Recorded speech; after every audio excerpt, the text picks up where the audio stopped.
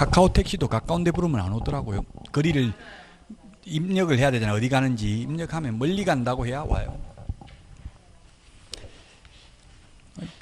걷는 거 좋아요. 저도 어제 그 일요일날 눈 와가지고 산에 혼자 갔었는데 혼자 가니까 약간 위험하긴 하더라고. 잘못하면 예, 혼자서 위험하긴 해요. 예, 위험해도 갔어요. 뭐 와이프 같이 가자니까 안 간다고 죽으려면 너 혼자 가서 죽든지 말든지 해서 혼자 갔다 왔어요. 진짜 좋더라고요. 눈 처음으로 눈 왔는데. 자, 그 장사 등에 관한 법률 분묘기지권 합해서 한 문제 정도 시험에 출제가 됩니다. 그 다음에 농지취득자익증명도 공법에서나 중개사법 중에서는 반드시 한 문제가 출제되고, 이제 391페이지 확인설명서 작성에 대해서 보도록 하겠습니다. 확인설명서 작성. 확인설명서 작성인데요. 이게 일단 서식을, 거기 394페이지 먼저 서식을 보겠습니다. 394페이지. 서식에 3문제가 나오는데 이게 좀 어려울 수 있어요. 처음에는. 394페이지 맨 위에 보면 확인설명서 1의 서식이 있는데 1, 2, 3, 4 4개 서식이 있어요. 1이 주거용, 2가 비주거용, 3이 토지, 4가 임목, 공장재단, 광업재단 해서 4개의 서식이 있습니다. 일단. 그 다음에 시험에 나왔던 게 그 394페이지 맨 위에 보니까 확인설명, 근거자료 등이라고 돼 있죠. 여기에 등기권리증, 등기사항증명서, 토지대장, 건축물대장, 지적도, 임야도, 토지용객 확인서, 그 밖의 자료라고 있는데, 지형도, 시험에 지형도는 기출문제의 지형도는 이게 근거자료로 명시되어 있지 않다. 이게 시험에 나왔어요. 지형도는 없잖아요. 지형도라는 것은 등고선이 표시된 지적도를 지형도라고 합니다. 그런 게 시험에 한번 나왔고요. 그게 등기권리증이라고 되어 있는데 이게 지금 현장에서 개업공개사들이 쓰는 말이고, 등기권리증은 지금 등기법에서는 등기필 정보라고 하죠. 어쨌든 우리 서식에는 이렇게 등기권리증이라고 되어 있습니다. 그 다음에 중개상물의 물건의 상태에 관한 자료 요구에 관한 사항. 이 자료 요구했는데 불응하면 여기에다 자료 요구하였으나 불응했음 여기다가 적으면 된다고요. 여기다 뭘 공란으로 비워놓으면 안 돼요. 상태에 관한 자료 요구사항, 그 뭐 현 시설 상태로 그냥 넘겨주기로 하면 이런 걸 적어야 돼요. 뭐라도 적어야지. 아무것도 안 적어놓으면, 공란으로 남겨놓으면 안 된다고요. 공란이 있으면 무조건 확인설명 위반입니다. 자, 그 다음에 중개 대상 물건의 표시가 있는데, 이 표시는 건축물대장, 토지대장, 임야대장 보고 기재하면 됩니다. 지금 제가 말하는 거는 여기 기재 요령이 그 396페이지에 뒤에 기재 요령에 있는 걸 보고 미리 말씀드리는 거예요. 뒤에 있는 건 나중에 보시면 되고, 일단 저는 앞에 거 보고 그대로 말씀드리겠습니다. 그 다음에 그 건축물대장상 위반 건축물인지 여부, 위반, 적법, 위반 내용 적는 게 있죠. 찾았습니까?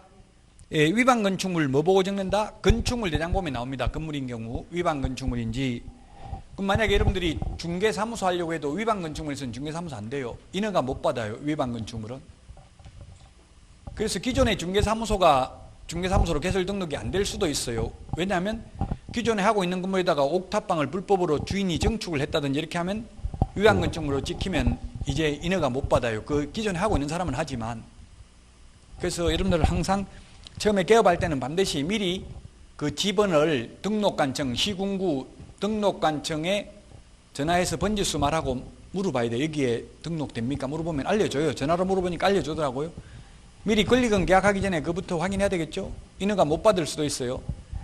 개업공개사가 확인설명 의무를 위반했다 하더라도 100% 개업공개사에게 책임을 물을 수는 없어요. 의뢰인도, 왜 개업공개사는 선량한 관리자의 주요 의무가 있기 때문에 50%는 의뢰인 책임을 묻는 게 판례입니다. 의뢰인 너도 직접 확인을 안 해봤으니까 절반은 책임이 있다라고 보는 게 판례의 입장이라고요. 판례는 100%라는 건 없어요. 고의가실 100% 혼자 잘못했다는 건 없어요. 우리도 차가 움직이면서 사고 나면 거의 다 두 개 쌍방과실로 보잖아요. 대부분. 아니 하나 서 있는데 뒤에 와서 박으면 그건 뒤에서 박은 사람이 100% 잘못이지만, 그러니까 의뢰인 입장에서는 개업공개사만 믿으면 안 되고요.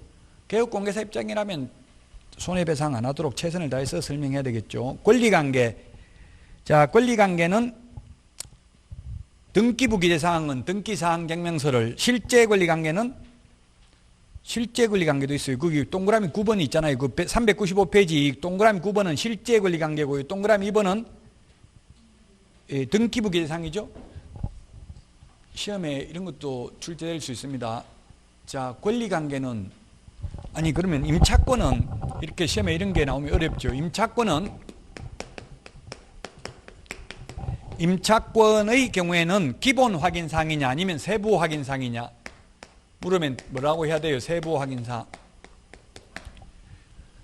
앞에 394페이지는 메뉴에 보니까 기본 확인사항이라고 되어 있고 395페이지는 그 2번 해가지고 세부 확인사항이라고 되어 있죠. 기본 확인사항은 각종 공부 등을 통해서 확인할 수, 어린이한테 안 물어봐도 알 수 있는 게 기본 확인사항이에요. 세부 확인사항은 어린이한테 물어봐야 알 수 있는 게 세부 확인사항이에요. 자, 그러면 임차권은 세부 확인사항이냐 기본 확인사항이냐 물으면 답이 둘 다 해당될 수 있어요. 즉 등기된 임차권은 등기부를 통해서 확인할 수 있잖아요. 기본 확인사항이고, 등기 안 된 임차권은 어린이한테 물어봐야 돼요. 세부 확인사항이에요. 등기 안 된 임차권은 그 동그라미 9번에 적는다고요. 동그라미 9번이 실제 권리관계 이렇게 되어 있잖아요. 등기 안 된 임차권은 실제 권리관계고요. 등기된 임차권은 2번 권리관계, 등기부 기재사항 여기에다 적는다고요. 등기부 기재사항은 소유권은 갑구를 보고 적고요. 그 다음에 소유권 이외의 권리관계는 얼굴을 보고 적죠. 등기부가 보면 표제부, 갑구, 얼구가 있잖아요. 이런 걸 아직 한 번도 등기사항증명서를 발급 안 받아보신 분은 한번 떼보면 돼. 직접 인터넷 등기소에 들어가면 집에서도 발급이 가능해요. 대법원 인터넷 등기소 들어가면, 아니면 등기소에 가서 한번 떼보든지, 직접 그 지적법을 물론 지금은 공간정보 구축 및 관리 등에 관한 법률인데 등기법상 그 서류 서식을 한 번씩 직접 발급받아 보면 눈에 훨씬 더 이해하는 데 도움이 돼요. 직접 서류를 한번 보는 거하고 달라요. 책에 있는 거 보는 거하고 직접 떼보는 거하고 느낌이 다르다고요. 그 직접 한번 떼보면 좋아요. 예를 들어서 우리 맨 뒤에 가면 경매가 나오는데, 경매를 이해하려면 직접 법원에 가서 경매하는 걸 한 번만, 하루만 지켜보면 이해가 훨씬 쉬워요. 직접 한번 가보셔야 되시. 한번 가보시라고. 직접 하루는 인터넷으로 듣고 하루만 그 법원에도 한번 가보세요. 경매 그러면 한 문제에 맞출 수 있어요. 그 인터넷으로 듣는 분들은 정말 존경스러운 분들이에요. 이게 쉽지가 않아요. 보통 사람은 거의 인터넷으로 듣는다고 틀어놓고 침 흘리고 자고 일어나면 다 끝나고 없고 이렇게 되는 경우가, 그게 인지상정이에요. 저도 다른 분들 강의하는 거 제가 들어보려고 노력하는데 제대로 한 번도 처음부터 끝까지 들어본 적이 없어요. 쉽지 않더라고. 앉아있다 보면 졸리고, 졸리다 보면 좀 누워있다 하다 보면 벌써 자고 일어나면 다 끝나고 없고 그렇게 되더라고요. 그런데도 그걸 잘 커리큘럼을 짜가지고 그냥 진짜 학원 다니는 것처럼 그렇게 딱 해가지고 들어야 돼. 그게 쉽지는 않아요. 스스로 통제를 해야 되니까. 그래도 학원 나오면 억지로 앉아있으면 그냥 3시간은 최소한 공부를 하니까. 자, 그 다음에 그 아까 권리관계 민간임대 등록 여부는 지금 바뀌었다고 했죠. 해당 사항 없음 하나 더 적어 넣어야 되겠죠.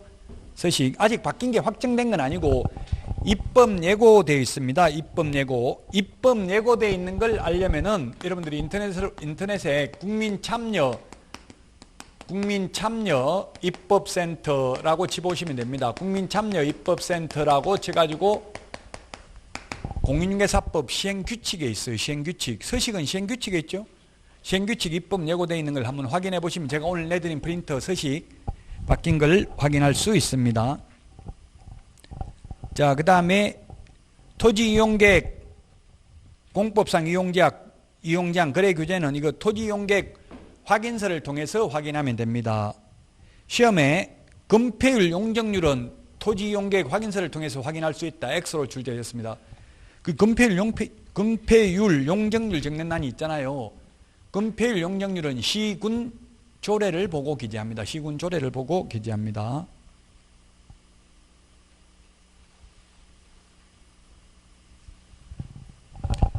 그럼 우리 서식이 지금 이게 지금 옛날 거에 지금 바뀐 게 반영이 안 되는데 주택거래 신고지역은 없어졌습니다. 주택거래 신고지역은 주택법에서 폐지됐기 때문에 주택거래 신고지역은 없어졌으니까 이걸 바뀐 서식을 여러분들이 한번 그 국민참여입법센터에 가가지고 출력을 하세요. 제가 내드리려고 했는데 출력해서 이게 너무 페이지 수가 보면 여러 개잖아요. 지금 394, 395, 396, 지금 396, 지금 3페이지잖아요. 3페이지.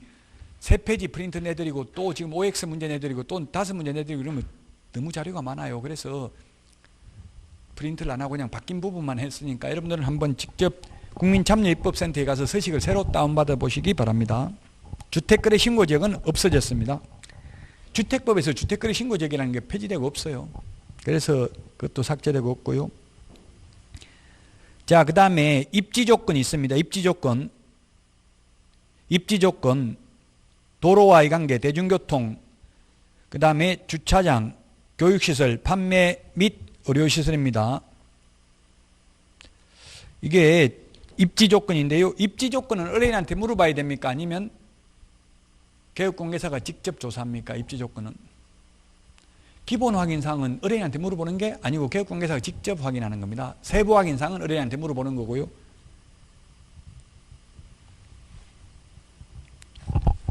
그래서 도대주 교판, 도대주 교판 1의 서식은 도대주 교판, 2의 서식은 도대주, 3의 서식은 도대, 4의 서식은 해당 사항이 없습니다. 이게 좀 서식이 4개 있다고 했잖아요. 뒤에 4개 서식을 다 보면 도대주 입지조건인데 이게 입지조건.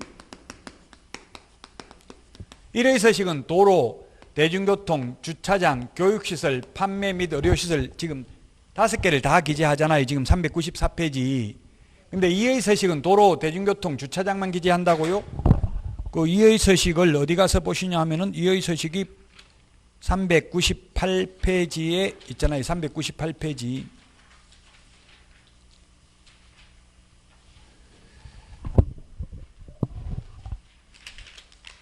(397페이지에) 있네.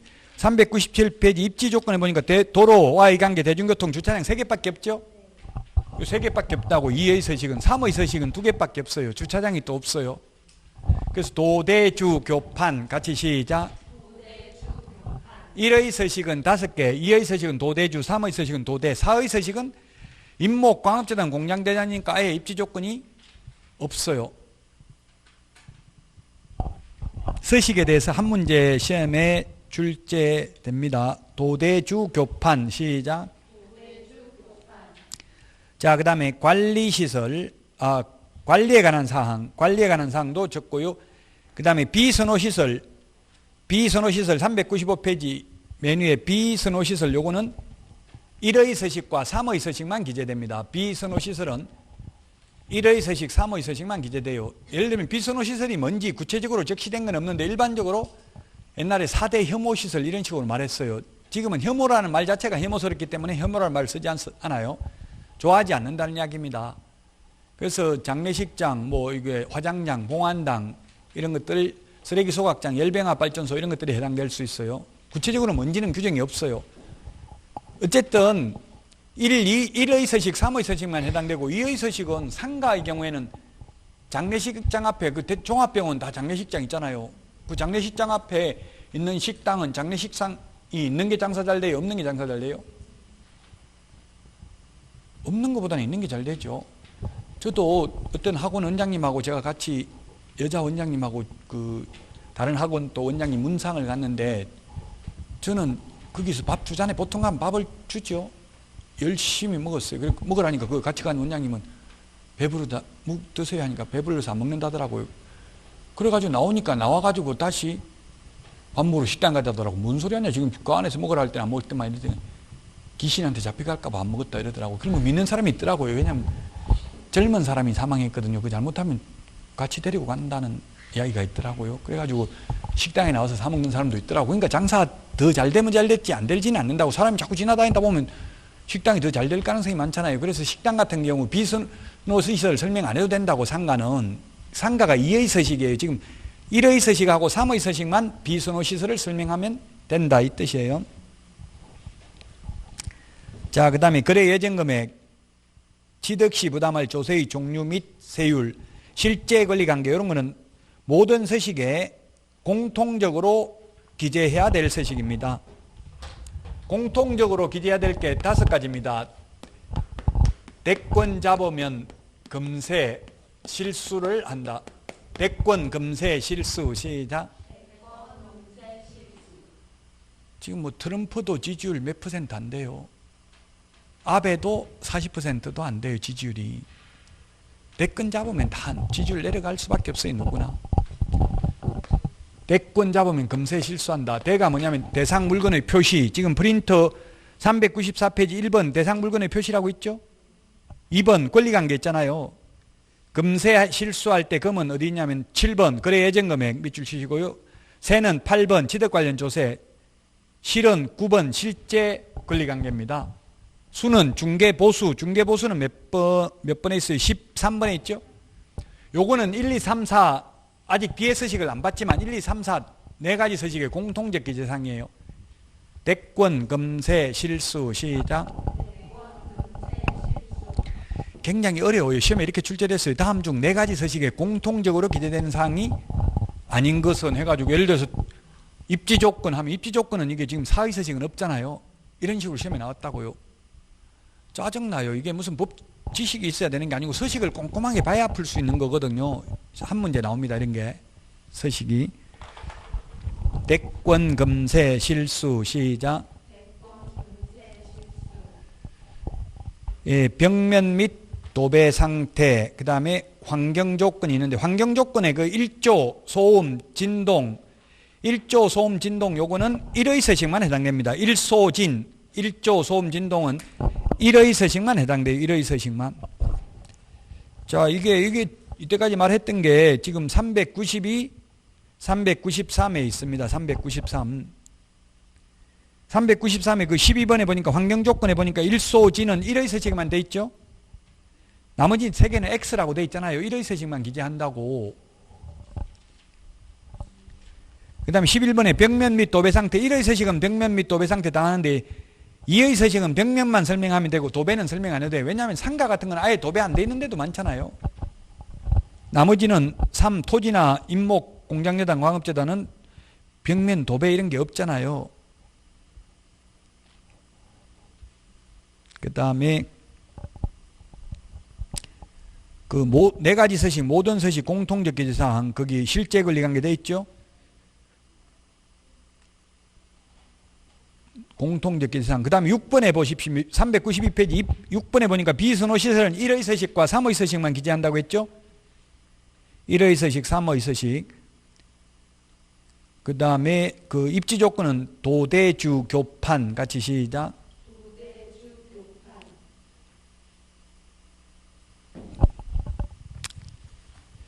그 3의 서식은 주택거래 신고지역 이거는 없어졌습니다. 1의 서식, 2의 서식에도 주택거래 신고지역은 없어졌습니다.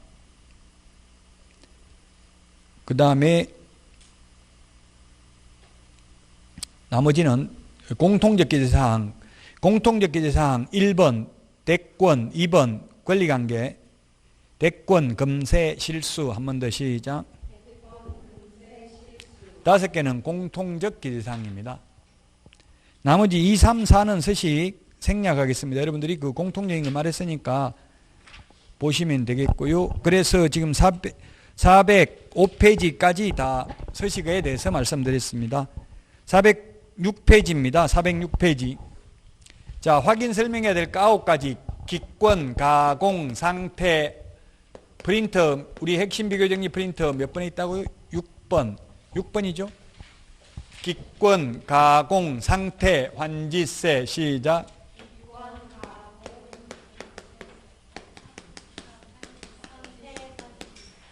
6번 맞아요? 기권, 가공, 상태, 환지세. 시작.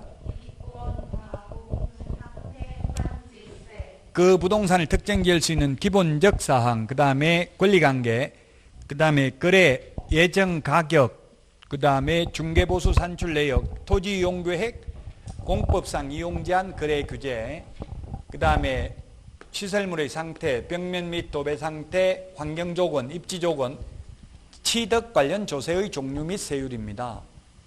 우리가 세법에서는 양도소득세가 중요하죠. 근데 양도소득세는 설명 안 해도 돼요. 왜냐하면 취득세는 돈을 준비 안 하면 취득세 납부 영수증이 없으면 등기가 안 돼요. 그 등기하려면 취득세, 그러면 미리 말해야지. 10억짜리 취득했는데 취득세 4,600만 원 더 필요하다 말해줘야 된다고요. 돈이 없어 등기 못하면 왜 미리 말했느냐 이렇게 할 거 아니에요. 왜냐하면 우리나라 사람은 80% 이상이 돈을 빌려가지고 산대요. 거의 완전히 여윳돈까지 사는 게 아니라 부동산을. 그러다 보니까 취득 관련 조세는 설명을 해야 되는데, 양도소득세는 미리 설명할 필요가 없는 게, 양도소득세는 남는 돈 가지고 세금 내잖아요. 남는 돈 가지고 세금 내니까 미리 준비할 필요가 없기 때문에 미리 설명 안 해도 된다고요. 양도차익 남는 거 가지고 세금 내는 거죠. 예, 판 가격하고 산 가격하고 차이에서 필요경비 빼버리고 기본공제 빼고, 기본공제 얼마 빼요?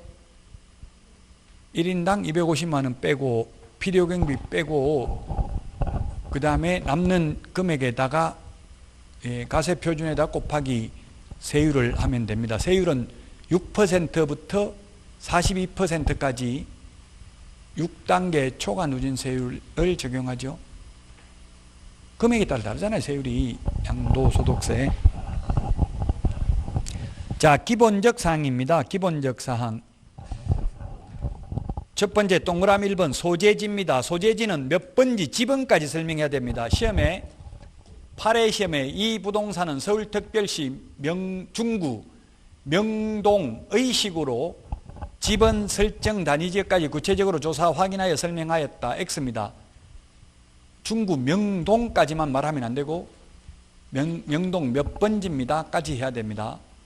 지금 우리나라 공시지가가 가장 비싼 땅이 전부 명동의 1등부터 10등까지 다 명동이더라고요. 명동 리퍼블릭, 그 네이처 리퍼블릭 그 화장품 회사, 그게 최고 비싸더라고요.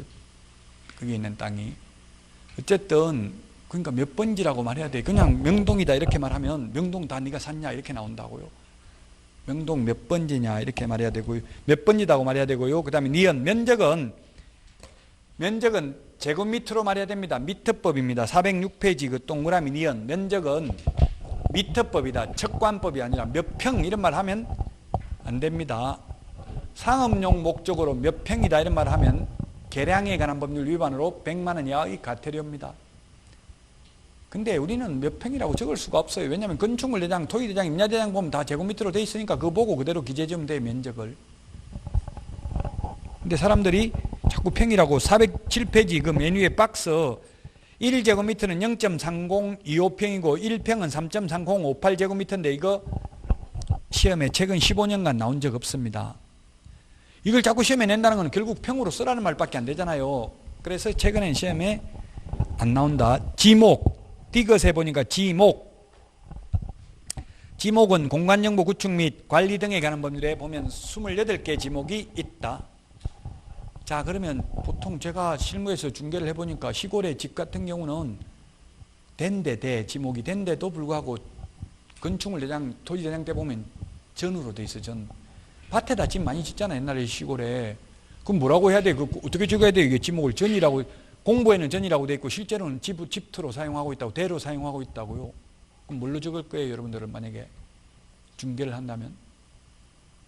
둘 다 적어주면 돼요. 공부상 지목은 전이나 실제로 대로 사용하고 있음 이렇게 해놔야 돼요. 그래야 책임을 면할 수 있다고. 왜 설명 안 했냐 이렇게 나중에 나올 수 있으니까. 그래서 실무상은 뭐뭐만 하면 공부에 있는 대로만 적으면 충분하다. X예요. 사실상 지목만 적으면 된다. 그것도 X예요. 가급적 둘 다 적는 게 좋아요. 그래야 책임을 면할 수 있다고. 경계, 리얼에 보면 경계는 지적도, 임야도, 상의 선이 경계입니다. 지적도, 임야도, 상의 선이 경계다. 1번지, 2번지, 3번지, 4번지 경계가 지적도, 임야도, 상의 선이 경계지. 나무 땅에다가 여기다 담장을 쌓아놨다고 내 땅이 되는 것은 아니다. 현실적인 담장이 우선하는 게 아니라 지적도, 임야도, 상의 선이 우선한다. 경계. 물론 경계 확인 청량을 했다면 청량한 게 우선입니다. 진실이 있다면 진실이 우선입니다. 현실적인 담장이 우선하는 건 물론 아니고요. 408페이지입니다. 408페이지. 409페이지 미음 지형입니다. 지형. 지형은 땅이 생긴 모양이 지형입니다. 지형은 시험에 지형과 지세는 지형과 지세를 지적도 임야도를 통해서 확인할 수 있다. X입니다. 지세는 확인할 수 없어요. 지세는 뭐냐면 기울기 경사도예요. 지세는 등고선이 표시되어 있는 지형 도면이나 현장 답사를 통해서 확인해야 됩니다. 등고선 간격이 좁은 게 급경사입니까? 등고선 간격이 넓은 게 급경사입니까? 좁은 게 더 가까운 거리니까 급경사가 되겠죠. 아까 뭐 눈 오는데 산에 가는 게 위험하다고 했는데 눈 올 때는 안 위험해요. 눈 많이 오면 별로 안 위험해요. 근데 눈이 안 올 때가 위험하지 미끄럽고 눈 오면 다른 사람들이 다닌 발자국이 없으면 그렇게 위험하지는 않더라고요. 그 눈이 뭐 그렇다고 그렇게 폭설이 내린 건 아니잖아요. 어제 같은 경우는. 오늘은 지금 밖에 나가면 많이 올지도 몰라요. 아침에 보니까 엄청나게 많이 오더라고요. 어릴 때는 눈이 오면 좋았는데 옛날에 시골에서 우리는 학교도 못 갔어요. 눈이 많이 와가지고. 그냥 차도 없고 이러니까 학교 가다 강을 건너야 되는데 헤엄치고 건너고 이랬거든요. 저처럼 이렇게 말하는 게 요즘 애들한테 말하면 라떼는 말이야 이게 짜증난다더라고요. 우리 아들도 그런 말 하면 막 됐어요 이러면서 듣지도 않으려고 그래요. 라떼는 라떼 카페라떼가 아니라 라떼가 무슨 뜻이 라떼 우유주 우유 카페 커피 라떼 이태리어더라고. 이태리어. 그 이태리 여자한테 저도 모욕감을 많이 느꼈어요. 저보고 오 맘마미야 이러더라고. 저를 보고. 그 말은 동양 애들 징한 것들 짜증난다 돌아다니니까 이런 뜻으로 이야기한 거더라고. 저는 좋은 말인 줄 알았어요. 맘마미아라고 하길래 오마이갓 이 뜻이더라고요. 맘마미아가 이태리어더라고요. 그 지금 제노포비아라고 하죠. 그 인종 혐오, 그 이방인들을 혐오하는 게 굉장히 많나 봐요. 우리나라에서도 지금 중국 사람 들어오면 뭐 못 들어오게 하고 이런 데도 있다더라고요. 별로 바람직한 건 아니죠. 지금 유럽 같은 데서는 아예 중국 사람인지 한국 사람인지 일본 사람 구분해요? 못해요? 못해요. 우리도 못하잖아요. 저기 뭐 독일 사람인지 프랑스 사람인지 보면 못하죠. 못하니까 그 전부 다 동양인들 못 들어오게 하고 그런가 봐요. 손흥민이도 보니까 인터뷰 때 기침을 갑자기 하더라고. 그러니까 전부 다 이거 코로나 지금 정식 명칭이 뭡니까? 코로나 바이러스 19 이렇게 돼 있어요. 코로나 바이러스 디지즈 19 뭐 이렇게 정식 명칭은 있는데 그냥 우리나라는 코로나 19라고 하더라고요. 2019년도에 발생한 질병이죠. 코로나 바이러스. 그 뭐 중국 이렇게 우한 폐렴 이런 거는 좋지 않다는 얘기. 특정 지역을 비하하는 거고 그건 완전히 매장시키는 거니까 그런 말은 가급적이면 안 써야 되겠죠. 우리나라도 화성 살인 사건 이렇게 해가지고 화성 집값이 엄청 내려갔다고요. 이춘재 살인 사건 이게 맞다고요. 뭐 화성에서 모든 살인 사건이 다 그건 아니잖아요.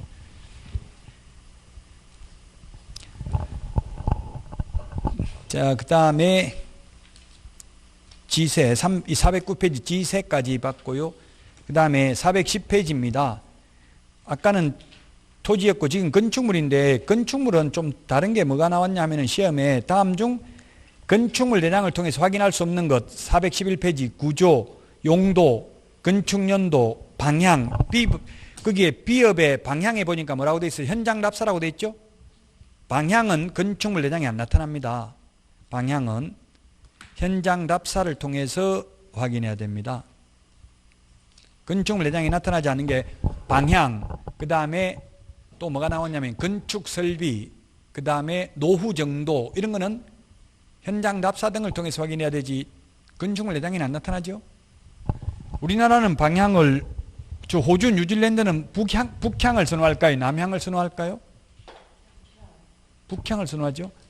남반구에 있는 나라들은 지구 이게 적도잖아요. 적도라는 게 뭐예요? 붉은 길. 붉은 길은 태양이 지나가는 길이라는 뜻이고 우리는 북반구에 있으니까 남향을 선호하고 호주, 뉴질랜드는 남반구에 있는 나라들은 북향이 2배 이상 비싸더라고요. 호주, 뉴질랜드 이런 나라는.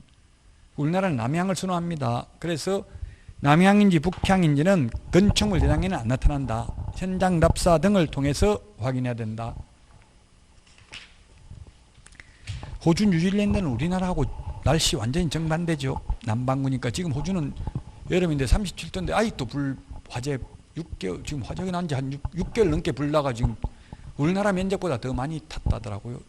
11만 제곱킬로미터가 지금 불에 따 잿더미가 됐어요. 우리나라 면적의, 남한 면적의 한 80회 정도, 7, 80회 정도 될 거예요, 면적이. 근데 뭐 가운데는 다 사막이니까 실제 쓸모없는 땅이죠.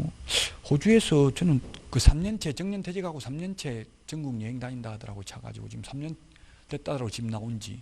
노부부가들이 그 3년 해도 그 한 바퀴 돌라고 하면 몇천 킬로 되니까 그 직선거리로 한 3천 킬로 되니까 한 바퀴 돌라고 하면 10,000 킬로 넘겠죠. 그러다 보면 뭐 한 3년 걸려요.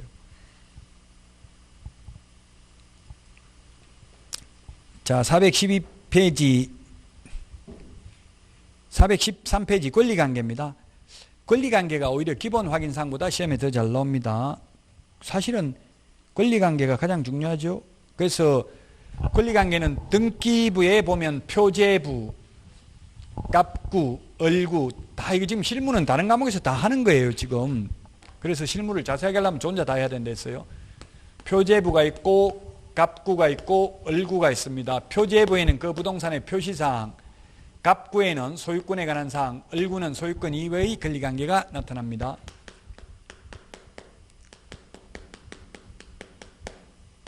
소유권 외의 권리관계가 나타난다.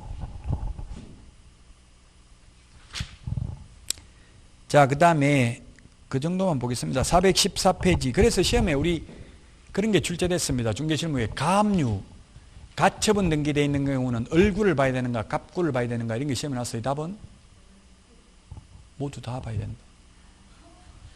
왜냐하면 소유권을 가압류할 수도 있지만 전세권을 가압류할 수도 있다 이 말이에요. 제한물권에 대한 가압류면 을구지만 소유권을 가압류하면 갑구입니다. 예, 그래서 그런 게 시험에 출제됐다고요. 중개실무상은. 그 다음에 양가로 3번 토지이용계획 공법상 이용제한 거래규제는 토지이용계획 확인서 때 보면 용도 지역지구 구역이 나와 있습니다. 땅값 결정은 이 용도 지역지구 구역에 의해서 땅값이 결정되죠. 호가에 의해서 결정되는 게 아닙니다. 즉 땅은 집을 지을 수 있는지 없는지 거기에 따라서 결정이 되고, 집을 짓는다면 예를 들면 전용, 제1종 전용 주거지역하고 준주거지역하고 땅값 뭐가 더 비싸요? 준주거지역이 용적률 건폐율이 더 높으니까 더 높게 지을 수 있으니까 더 비싸겠죠. 건폐율이라는 거는 뭐 평이라는 말 쓰면 안 되는데 흔히 평이라고 하니까 그냥 100평이라고 하면 건폐율이 90%라고 하면 90평만 땅을 지을 수 있고 10%는 공지로 남겨둬야 된다는 뜻이죠. 건폐율의 용어 정의는 공법의 건축법에 보면 대지면적분의 건축면적 곱하기 100입니다. 용적률은 대지면적분의 건축 연면적 곱하기 100입니다. 연면적이니까 연면적은 각 층 바닥면적 합계를 연면적이라고 합니다. 그럼 부피를 더 높게 지을 수 있다는 얘기예요. 용적률이 높다는 거는. 그래서 용적률이 최대 뭐 몇 퍼센트에 1500%인가? 그렇죠. 중심상업지역 1500, 1300, 1100, 1500 아니에요? 그렇죠. 1500. 그럼 지금 타워팰리스, 서울의 타워팰리스가 건폐율이 1000%입니다. 건폐율이 1000%라고 하면 타워팰리스가 50평짜리 타워팰리스 가지고 있으면 그 땅 지분은 5평밖에 안 된다는 얘기예요. 1000%라면 10배 더 많다는 얘기잖아요. 땅 면적보다 건물 면적이. 그러니까 자기 땅이 5평밖에 안 된다고요. 50평짜리 가지고 있으면. 그래서 내재 가치가 없는 거예요. 주상복합이익은 장기간 투자할 상품은 아니란 이야기예요. 땅은 계속 가지고 있으면 되는데 건물은 나중에 노후화되면 또 철거해야 되잖아요. 평생 가는 건 아니잖아요. 영원히 가는 건 아니잖아요. 땅은 영원히 가지만. 그래서 장기간 투자할 상품은 못 된다고. 용적률이 높은 거는 언젠가 건물 뜯어낸다면 땅값밖에, 재건축하면 다 땅 지분 가격에 따라서 결정이 되잖아요. 그 저층 아파트가 더 큰 평수 받고 이렇게 하잖아요. 재건축하면 땅 지분이 많기 때문에.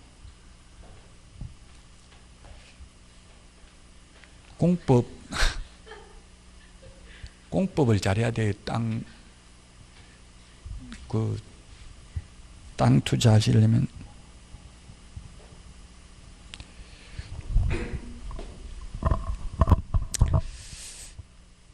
자, 그 다음에 입지 조건입니다. 입지 조건은 이거 뭐 그냥 참고로 보시면 됩니다. 관리에 관한 사항, 서식에 있는 것만 보시면 되고요. 그 다음에 417페이지 취득시 부담할 조세. 아까 양도 관련 조세는 안 한다고 했죠? 세부 확인 사항, 실제 권리관계 또는 공시되지 아니한 물건은 뭐라고 되어 있어요? 동그라미 1번 현장 답사를 통해 조사하고 자료 요구하여 기재한다고 되어 있죠. 그 자료 요구하여 기재하는데 그 서식에 지금 실제 권리관계 이게 매수인 매도인도 서명 또는 날인하도록 되어 있잖아요. 서명 또는 날인이죠. 그 뭐라고 되어 있어요? 서명 및 날인입니까? 서명 또는 날인입니까? 서식에 아까 보니까. 아니 오늘 내드린 서식에 오늘 내드린 서식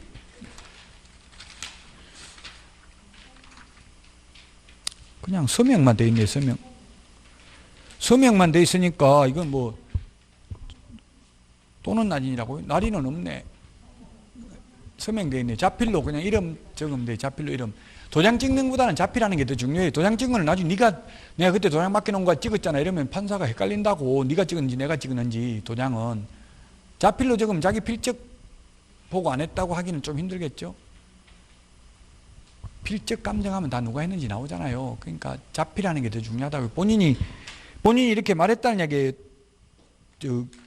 서명을 한다는 것은 자료 요구하여 매도 임대 의뢰인이 고지한 사항에 대해서 확인 설명하였음.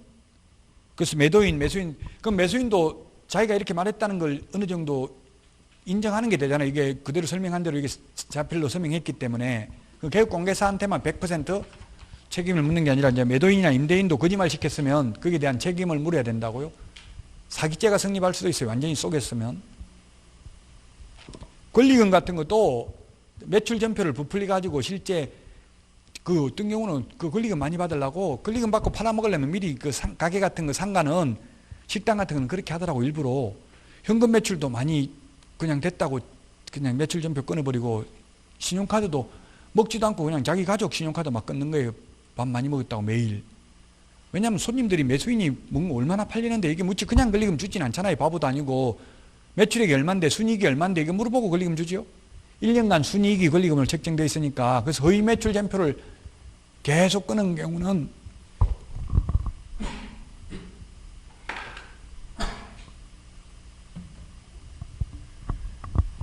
사기죄가 성립한다는 판례도 있습니다. 속였기 때문에 매출액을. 안 그랬으면 권리금 그렇게 많이 안 줄 거잖아요. 근데 그걸 속인 게 입증하기가 쉽지 않을 수도 있어요.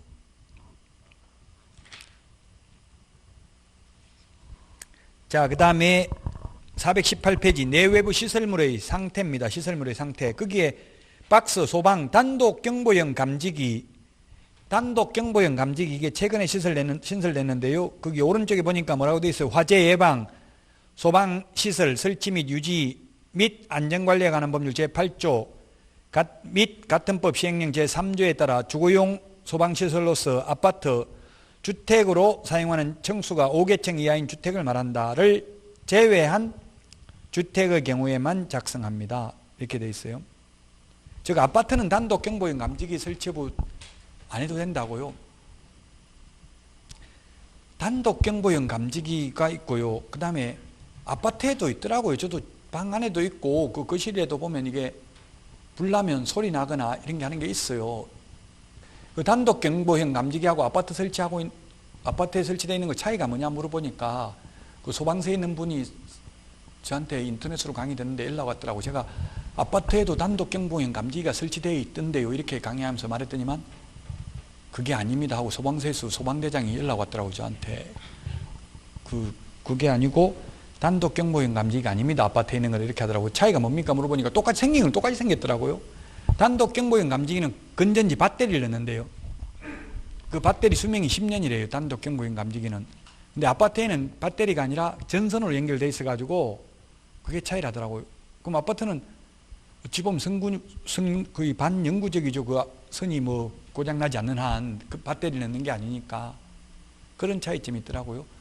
이 단독 경보형 감지기나 아파트도 마찬가지 연기 감지기가 있고 열 감지기가 있고 두 가지 종류가 있더라고요. 뭐가 더 좋겠어요?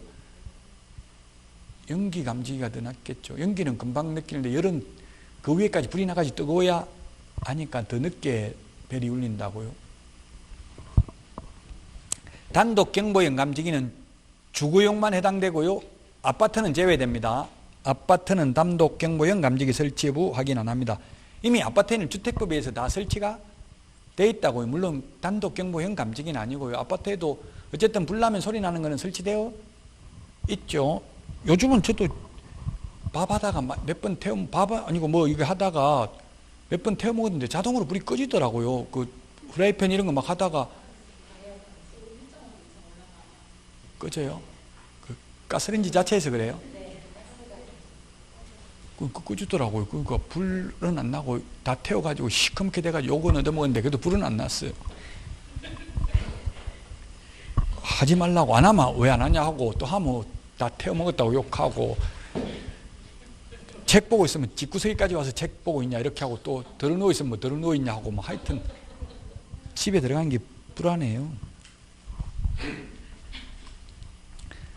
여자분들은 끊임없이 욕을 하더라고. 하면 그걸로 끝이 아니고 또 더 많은 걸 요구하고 이러니까 힘들어요. 자, 그 다음에 419페이지 그 소방 비주거용 경우는 단독 경보용 감지기를 설명하는 게 아니라 소화전, 비상벨이 있는지 여부를 체크합니다. 소화전, 비상벨. 아파트 같은 데도 비상벨 다 있죠. 아파트 문 나오면 그 빨간 거 있어요. 소방호스도 있고 그거 누르면은 소리 삑 나요.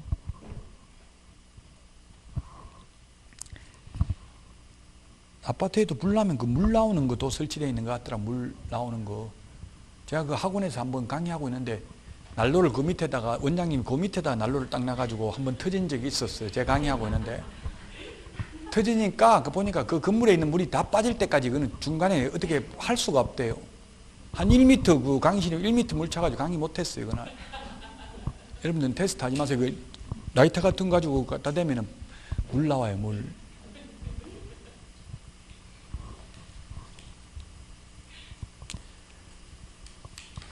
자, 그 다음에 420페이지 그 밖의 시설물에 보니까 주거용의 경우 가정 자동화, 홈 오토메이션 등 IT 관련 설치 여부를 기재한다. IT가 인포메이션 테크놀로지 약자입니다. 그래서 요즘은 아파트에 보니까 가스 얼마 쓰느냐, 전기 얼마 쓰느냐 이런 거 들어와서 옛날에는 자기 써가지고 막 밖에다 써붙이 놓고 이래야 되잖아요. 아파트. 요즘은 묻지도 않더라고. 그래서 안 물었는데 어떻게 이리 쓴가라는데 물어보니까 관리사무소에서 다 할 수 있다더라고요. IT, 홈 오토메이션 이런 게 설치되어 있어가지고 다 하나 봐요. 어떻게. 집안에 들어오지도 않죠. 요즘은.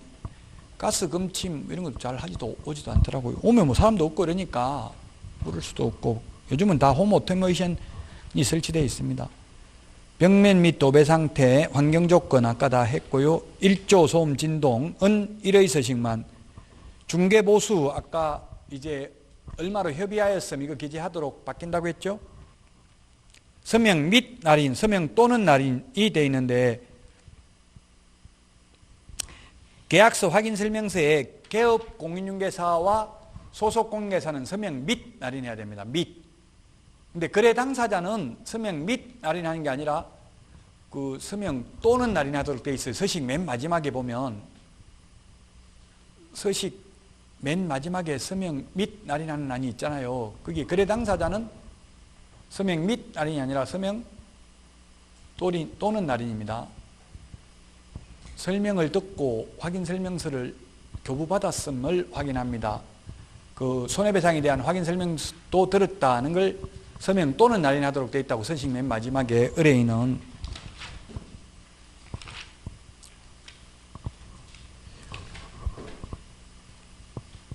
자, 그래서 423페이지까지 했고요. 그 다음에 424페이지 계약서입니다. 거래계약. 민법에서는 반드시 계약서를 문서로 작성해야 된다. X입니다. 민법은 모든 거 반드시 문서로 해야 된다. 무조건 X입니다. 모든 의사표시 전부 다 구두로 말로 해도 됩니다. 철회, 취소, 뭐 청약, 해제, 해지 다 말로 해도 됩니다. 구두로. 근데 공인중개사법에서는 반드시 계약서 문서로 작성해야 됩니다. 안 하면 업무 정지입니다. 안 해도 계약 성립은 되겠죠. 구두로 계약을 했으면. 그래서 현실적으로 시험에는 잘 안 나옵니다만 가계약 걸어놓은 상태에서 계약서 안 쓰고 가계약금 100만 원 걸어놓은 상태에서 매도인이 받았는데 통장에 그거 깨려면 얼마를 물어줘야 되는가, 받은 가계약금을 배액을 물어줘야 되는지, 아니면 총 계약금 뭐 10억짜리면 1억을 물어줘야 되는지, 그에 대한 명확한 판례는 없습니다. 근데 법률구조공단 유권 해석은 그냥 한 푼도 안 물어주고 그냥 100만 원만 돌려주면 된다는 취지로 해석하고 있어요. 논란이 여전히 있어요. 소송한다면. 근데 100만 원 받으려고 소송하면 소송비가 더 들어가요. 그래서 판례가 없다고, 거기에 대해서는.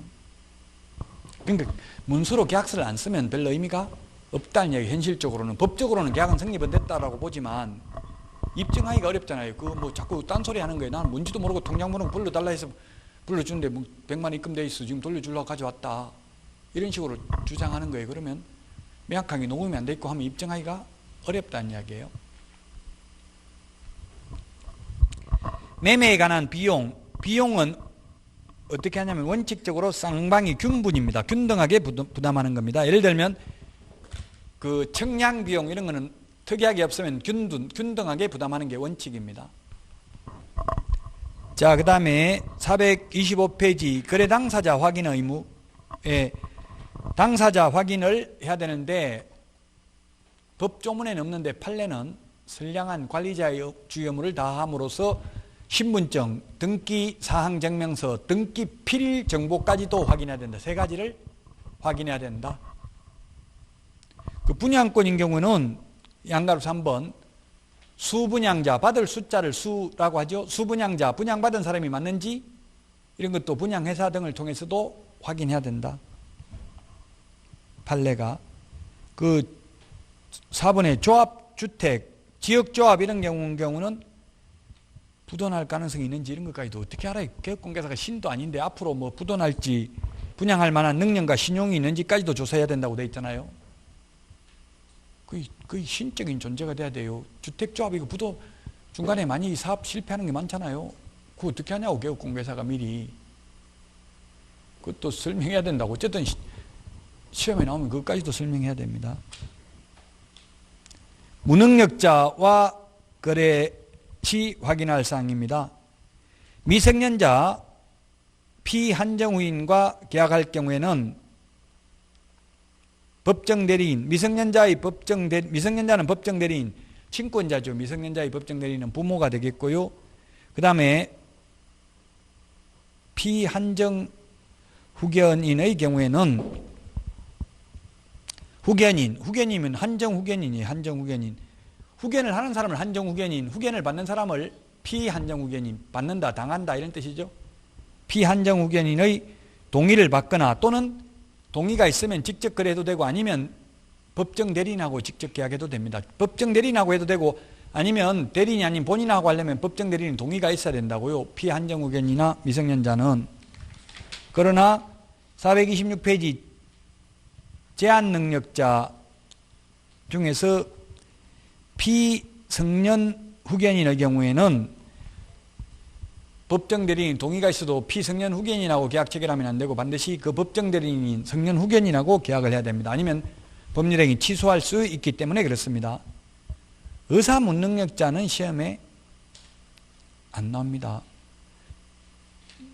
권리능력이 없는 경우 의사무능력 이런 건 우리 시험에는 안 나와요. 민법에서도 안 나와요. 의사무능력은. 의사무능력은 단지 나이만 가지고 판단하는 건 아닙니다. 여러 가지를 종합적으로 고려해서 판단해야 됩니다. 7살 먹는 애가 의사무능력자인지 여부 형사사건에 그런 게 있었어요. 어머니가 강간당한 걸 본 게 7살 먹는 애밖에 없어요. 그래도 일관되게 진술했다면 그는 의사능력이 있다라고 본 거예요. 그래서 피의자 처벌받았습니다. 그러니까 이거는 시험에는 안 나온다고, 의사무능력자는. 자, 그 다음에 양가로 2번 법인하고 계약 체결하려면 법인 등기사항증명서를 통해서 대표권이 있는지 여부를 확인해야 됩니다. 실제 현업에 나가면 법인하고 거래하는 경우가 많이 있을까요? 없을까요? 많습니다. 저는 많이 해봤어요. 한 20억 넘는 거는 개인이 거래 안 해요. 왜냐하면 개인은 양도소득세를 내야 되고 양도소득세는 1년 안에 팔면 50% 막 이 정도 되고 최대 세율이 다주택자인 경우는 42%인데 거기다 20% 중과세하면 62%에다가 지방소득세 6.2%를 더하면 거의 70% 가까이 돼요. 양도소득세가 최고가. 그렇지만 법인세는 최고도 높아봐야 한 25% 정확하게 법인세율은 시험에 안 나오니까 저도 몰라요. 정확하게 아마 인터넷 보면 법인세율은 한 25% 정도밖에 안 돼. 최대가 훨씬 세율이 낮잖아요. 그래서 돈 많은 사람들은 전부 가족 회사 만들어가지고 회장, 사장, 부회장 해가지고 차량 유지비까지 다 비용으로 들고 차도 전부 다 그냥 가족들 다 그냥 법인 명의로 산다고요.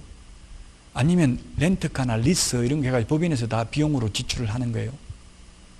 저도 지금 렌트카 가지고 있어요. 그러니까 친구가 허남바가 아닌가 한가 홍가 뭐 요즘은 허로 안 달아주고 한가 호인가 저는 차 남바 지금 몰라요. 잘 타고 다니지도 않고 와이프가 맨날 타고 다니고 저보고는 버스 타고 다니라고 이러니까 몰라요. 잘 번호도 뭔지. 그 보니까 어쨌든 허는 아니더라고요. 렌트카 허잖아요. 그 장기 렌트카는 허가 아니고 호나 하로 해주는데 그 비용 처리하기는 쉽더라고요. 그거 전부 다 소득세 신고할 때 그 다 비용으로 하면 돼요. 렌트카 비용 낸 거. 법인도 마찬가지죠. 원래 차 산 거보다 차 할부로 사는 것보다 훨씬 비싸게 들어가요. 렌트카가. 더 비싸더라고요. 계산해 보니까. 그래도 이제 소득세 신고하기는 편해요. 안 그러면 감가상각을 해야 되니까 그냥 내 명의로 샀으면 그런 거는 편하다고요. 렌트카 하니까 돈이 없는 것도 있지만 이게 한 4년 보통 장기 렌트카는 4년 만에 하거든요. 4년마다 새 차로 계속 바꿀 수 있으니까 요즘은 편리한 것도 있더라고. 사고 내도 보험료 뭐 이런 거 할 정도 안 되고 이러니까.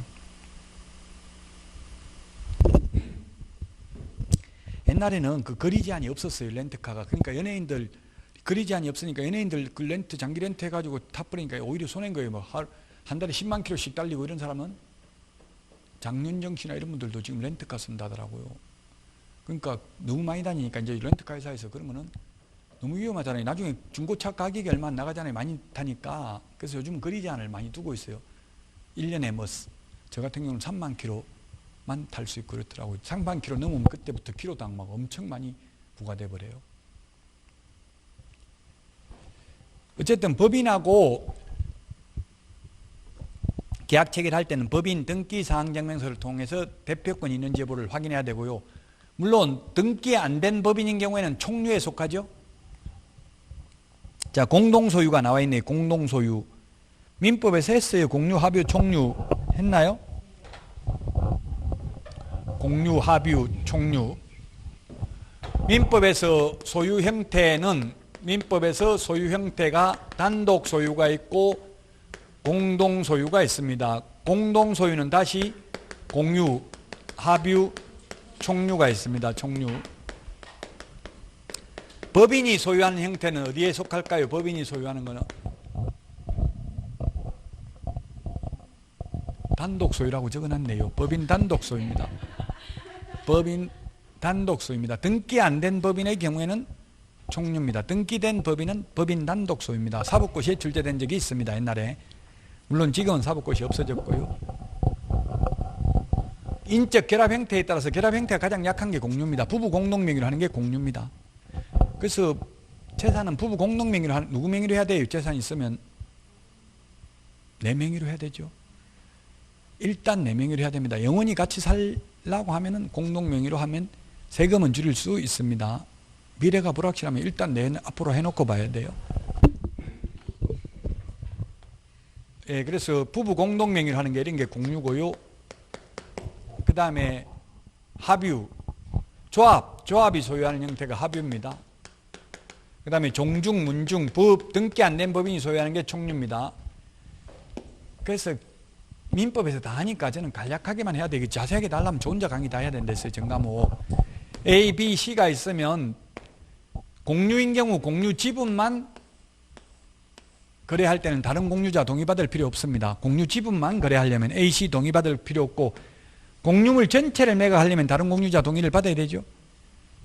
지금 기획부동산 아마 청계산 기획부동산 이런 거 치보면 청계산 기획부동산 치보면 서울에 아마 뭐 여러 사람한테 공유 지분으로 팔았기 때문에 문제가 있어요. 이런 거는 다시 되팔라고 하면 공유자 뭐 몇 명이 되면 그 누군지도 모르는데 동의받을 수가 없는 거죠. 아무리 올라도 팔 수가 없죠.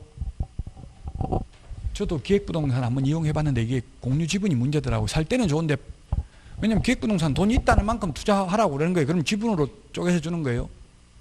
몇 평 하고 싶다면 평당 얼마, 평당 뭐 얼마 있는데, 저도 공주 KTX 여기 있는데 그 공주역 근처에 친구를 소개했어요. 제가 투자한 건 아니고.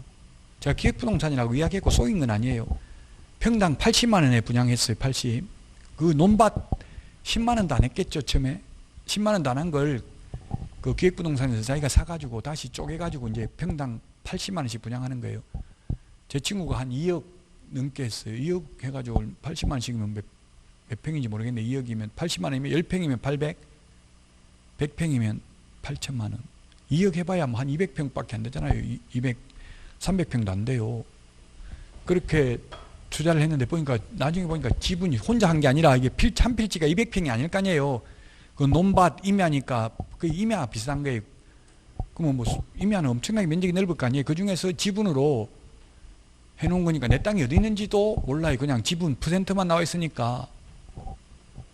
지금 동창회 가도 그 친구 미안해서 볼 수가 없어요. 말도 안 걸고 그냥 인사만 했는데 저한테 따지진 않더라고. 그냥 웃고 인사만 하고 딴 데 가서 놀다가 빨리 집에 와요.